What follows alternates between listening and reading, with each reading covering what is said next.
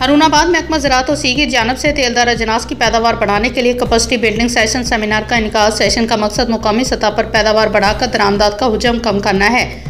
Doctor Mohammad Ashfaq, Haroonabad. Report इम्तियाज़ अहमद। तफसीलात के मुताबिक कैसर मुसरत मार्की में महकमा ज़राअत सी हरुणाबाद की जानब से खुर्दनी तेल की दरामदात के मुतबादल तेलदार अजनास, कैनोला तिल और सोयाबीन की मुकामी सतह पर पैदावार बढ़ाने के प्रोजेक्ट के तहत तेलदार अजनास कैपेसिटी बिल्डिंग सेशन का इनेकाद किया गया, जिसमें तमाम स्टेक होल्डर्स, महकमा ज़राअत के अफसरान, आड़तियान, कला मंडी, कोल्ड ऑयल प्रोसेसिंग यूनिट के मालकान, बीज खाद और पेस्टिसाइड डीलर्स और गला मंडी के सदाकत पंसोता ने शिरकत की।